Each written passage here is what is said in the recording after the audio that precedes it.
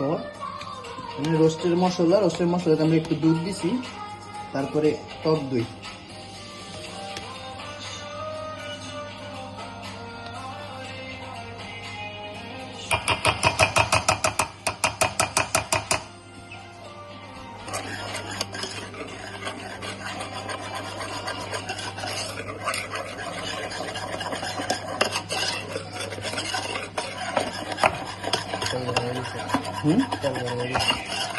বন্ধ করে দেবো।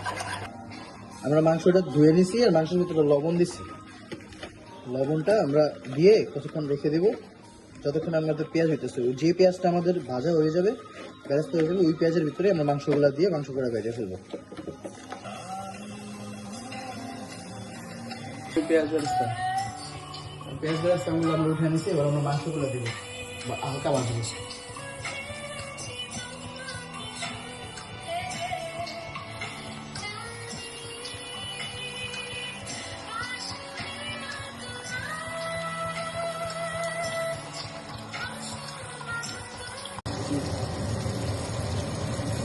আমরা এরপরে আমার যে ব্যাটার বানিয়েছিলাম ব্যাটারটা দিয়ে দিছি, পরে টমেটো ক্যারামেলাইজ করে দিয়ে দিছি, এরপরে মাংসটা দিয়ে একসাথে নাড়ায় চাড়ায়, তারপরে যখন একটু ভাজা ভাজা হয়ে গেছে মশলা, তখন এটার ভিতরে আমরা দুধ দিয়ে দিছি।